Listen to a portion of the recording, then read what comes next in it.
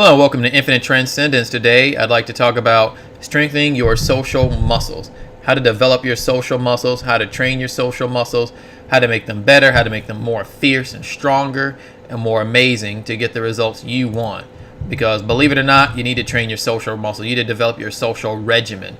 What is your regimen to have the best social skills possible? How are you going to compete against the rest of the people out there?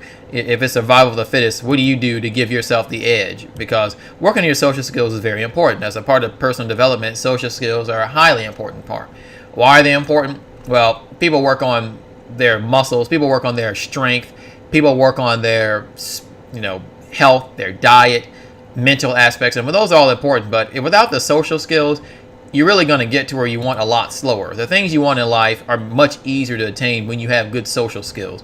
When you have good social skills, getting relationships, getting dates, commitments, whatever you want becomes much easier. If you're good at talking and good at charming people or good at getting what you want out of them, it's easier, or get good at getting the result you want out of them, it's easier to get the kind of things you want from them. Or if you want to have more money, you need to learn how to sell. If you want to be good at finances, you want to be able to sell and market yourself, you want to be able to communicate yourself effectively. Good leadership skills require lots of communication and be able to get the right response from people. So you definitely want to, social skills are something you want to strengthen and practice, just like you practice your body.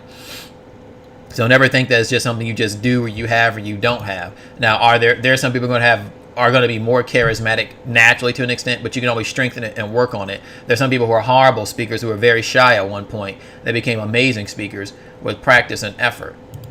So how do you want to develop your social muscle? The way you develop your social muscle is the same way you develop everything else.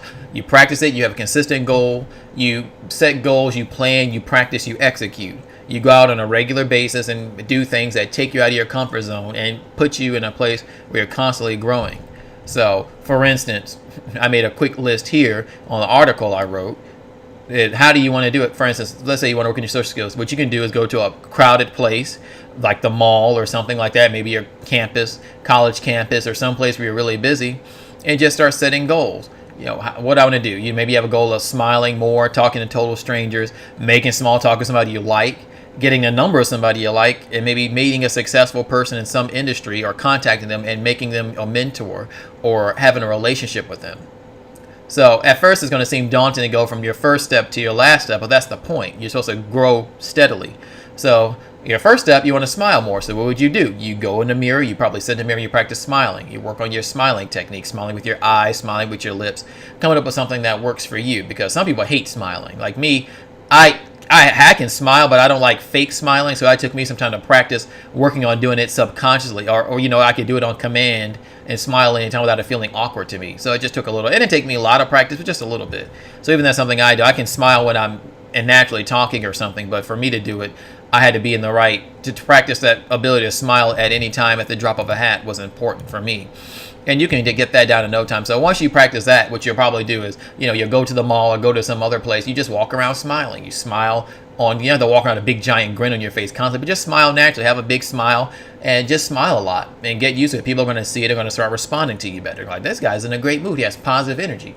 That's what you do. So after you do that, your next step is you're going to smile and wave at people. Smile and say hello. Wave and smile. Say, hey, how are you? Smile and wave. Just go through your day doing that. And people start seeing you smiling and you're in a good mood, they'll respond even better. Whether you're at the store checking things out, or you're at here or there, work, school, mall, or any other busy place or social event, maybe at the coffee shop or the library or at the bookstore. Same thing. And after you get there, you work on your small talk. You talk to strangers. You talk to anybody. You may come up to them and say, hey, that's a cool shirt.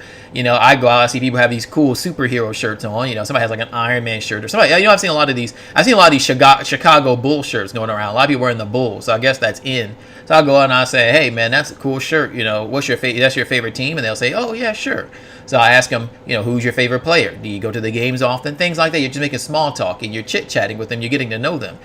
You'll listen, you ask questions. People like when you listen to them and it makes them feel important. I go to Target.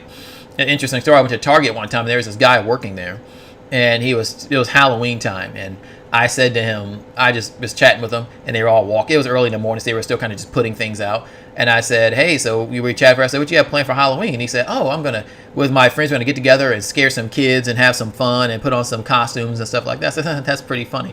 So I saw him like a month or two later, and I asked him about it, and he's like, yeah, oh, you still remember that? So I saw him. He's like, this guy's the coolest guy for years. He's always smiling, and he remembered what I told him. I told him something I was doing for Halloween. He still remembered it. Like people like to feel like you really care about what they say, and you should. Find things you have of interest to talk to me about. And of course, girls do. Girls definitely like it when you, I know it sounds corny or lame, but girls definitely want you to, definitely like it when you listen to what they have to say. You ask them questions and you get into their interests and you listen. A lot of what they say about a lot of guys, like, he just seemed like such a great guy. He listened to everything I had to say. So work on just making small talk and doing things like that. And that's those are your early steps. And as you get better at that, you get around during the day, you start socializing, making small talk, you'll find you're more and more adept at it, and you'll find people respond to you better, and you'll start to develop a reputation for yourself. Also, I recommend you do this alone. You can brain fence, but I highly recommend you go out and do this alone, because you want to get used to going out by yourself and getting in the habit of meeting other people and actually socializing. People tend to think that social skills means having a group of friends, but a lot of people have groups of friends and have terrible social skills because they're in their clique, they're in their comfort zone, they talk to people they already know, and it's just something they're used to. They don't have to really do anything new. They go out and meet girls together. Whether they do, they're just in a group that's there to support them and back them so they don't feel alone. Get out alone. Don't worry about seeming weird or feeling weird. Get out alone and go out and just start talking to people. What's the worst that's going to happen? Somebody might not say anything. You may say hi to somebody, they might just look down. Oh well, forget them. Just keep doing this and get out alone and keep practicing this. It's going to seem scary at first, but it's going to get better. So now we get to the more scary stuff. This is where we get into talking to people you like. So you find out, you see a person you think's attractive. You see some girl or something. And by the way, girls should do this too, not just men. Girls, we're here to push ourselves to the highest limit, and that means any girls who are listening also should get out of their comfort zone and be more proactive, because you want to take control of your dating life or your social life, and that's by getting out and meeting people. So you see somebody you like, do the same thing as before. Walk up to them, smile, and you just say something about them. Say something you like about them. That's a cool shirt. People sometimes tell me, hey, I wear a lot of suits. So for me, it's, hey, that's a cool suit. Or you may say, hey, that's a nice shirt, nice dress, nice hat, nice shade. Joke with them a little bit and just get them laughing. Talk to them, ask them questions, and see what you think about it. Sometimes you might talk to a person and find out maybe they already have a family or have kids or some other thing about them. You just may talk to them a bit and just say, hey, I'll see you later. But you may see somebody you talk to, and they may seem funny or fun to be around, and just say, hey, I'd like to call you sometime, or I'll talk to you later on. And you'd be surprised when people will say yes. You're not going to get yes all the time. Especially most guys won't, which is okay. But as you get used to it, you realize it's not a big deal. You took that opportunity and made a chance for yourself, which is better than doing nothing at all. Because once you look back, you're gonna realize and hope that one day you're gonna think, man, I really wish I had taken the opportunity. I wish I had talked to that person I saw that was attractive looking, or I had a crush on, but I never took the chance. So go out and take the chance. You got to start somewhere, and if you need to, just go out places where you meet random people you think are attractive. That way, if you're worried about your social circle knowing or something, they won't know. You have to worry about the friends making fun of you because you're out alone. Who's going to know? Go out to the mall or something. Who cares? You're never going to see these people again anyways. Or what you can also do to warm up is talk to people you find attractive that you don't have to ask them out, but just get used to chit-chatting with people you find attractive that work somewhere. Like you may go to the clothing store, there may be somebody or the sporting goods store, maybe somebody there you think's attractive. You just chit chat with them. Don't have to even ask them out. You can, but just ask them questions, chit chat with them, make small talk, make them laugh a bit. You can tease them a little bit, things like that, and brighten their day. In a lot of cases, they're bored. So just continue doing this, and you'd be surprised the results you're going to see. You keep writing down your goals and keep writing down your progress. Go out and talk to one person a day every time you go out. You go out maybe twice a week, and then go work it to 2 times a day. Maybe do it 3 times a day. You do a certain amount a month. And maybe you go for a certain amount of phone numbers or whatever you want to do. And that's how you get better at it. And what's your final step? One of the final steps I want to mention is to get a mentor. Find a person who's highly successful in the field. They don't have to be rich and famous. They can be famous, rich, or whatever. Just does what you want to do and contact them. Build a mentorship or relationship with them. So, for instance, there's multiple ways to do it. There's a lot of ways to do this. You could, for instance, I have an internet website. Maybe I see a person who's successful at blogging, and I want to learn from them or ask them questions. I can message them, have a contact page, contact them, and say things you like about their website. It's a great website.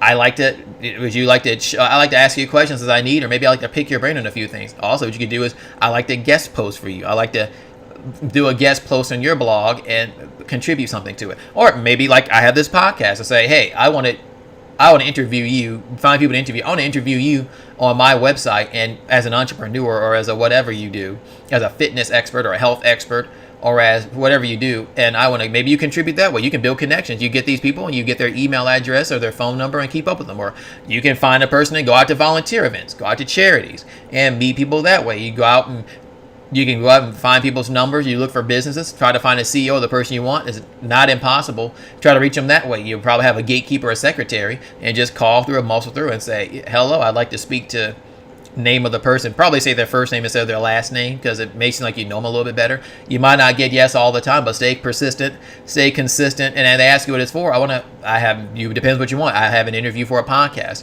I want to contact him I want to do a guest post for this, or I want to do this. Or I want to ask him a few questions in regards to that. Or maybe I'm doing an interview maybe I'm doing a college interview. I have a college course about successful entrepreneurs, and I want to do an interview with a successful entrepreneur. It won't take me long. Can have a few minutes of his time and get his information. If it goes through, talk to him and get his content. Maybe, hey, can I keep up with you? Is there a way I could call you or maybe email you in the future if I have something I want to talk about? And most of the time they'll say yes. To keep going at it. You're not going to always get a yes the first time. You're not going to succeed the first time or most time. Maybe you will succeed the first time, but you're not going to succeed all the time. But that's part of growth. You get out of your comfort zone. You keep taking those chances until you succeed. And that's how you grow as an individual, and that's how you make your life better. And that's going to make you socially strong and put you far ahead of your competition and make your life a lot better, because as you start forming those strong bonds and strong relationships, it'll make your life, you'll get more out of your life, and your life will be more productive and interesting, and you make other people's lives more interesting. And who doesn't like to be around an interesting person?